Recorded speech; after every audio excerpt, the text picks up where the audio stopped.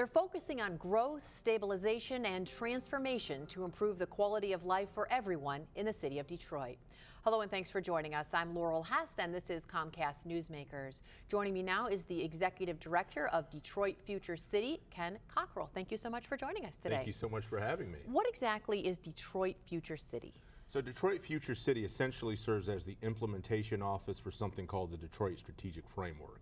And that's a 353-page document that was published in January of 2013, funded by the Kresge Foundation. And it outlines a number of recommendations and strategies for repositioning the city of Detroit for growth and positive transformation. That's a big way of saying we're going to sort of see a vision for the future of making the city better and try to implement step by step how we can make that happen. Exactly. Much of our work is really centered on the idea of creating a 50-year land use plan for the city of Detroit. And the reason why it's so long-term is because, frankly, in the past, the city of Detroit has often suffered from short-term decision-making, which is why the vision is so long-term.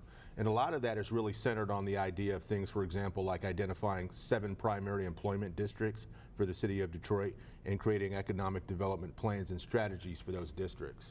You have a series right now, 6 different events and publications that are going to roll out in the coming months throughout the spring and summer called Ideas for Innovation, and that's what your focus is right now. Yeah, that's absolutely correct. So Ideas for Innovation is actually a series of 6 events and 6 publications, and each event and each publication will be tied to a specific element of the Detroit Future City Strategic Framework. So this is actually something that we kicked off in April, in mid-April, with an event at the Charles H. Wright Museum. We're going to be coming back in June with 2 subsequent events, one in the first part of June and another at the end of June. And then we'll be doing another in July, taking the month of August off, and then coming back in September and October with the 2 final events. And the goal is really to use these events as an opportunity to reconnect people to the work that we're doing and the Detroit Future City Strategic Framework.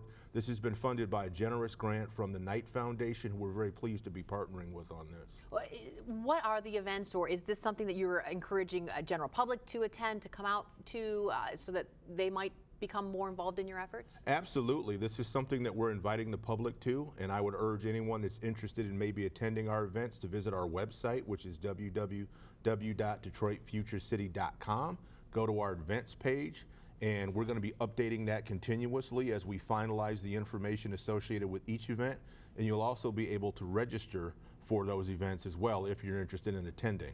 One of your big focuses is to engage citizens, to get folks more interested in how they can help improve the city of Detroit, correct? That's very true. As a matter of fact, if you look at the history behind the Detroit Future City Strategic Framework, it really was born of an unprecedented civic engagement effort. And even though we've now moved into an implementation phase, we still see civic engagement at the core of everything that we do. So we want to encourage people to get involved in our work, to reconnect with us, to visit our website, and also look at partnering with us or taking your organization and seeing where you might align with the work that we're doing.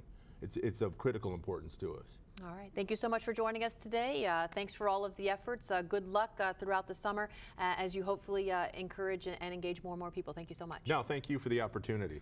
For more information on today's topic or on the events we mentioned, you can visit again DetroitFutureCities.com. Future City without an S. Future City singular, Future yes. City singular. Yes. Today's Comcast Newsmaker was Ken Cockrel, the Executive Director of Detroit Future City.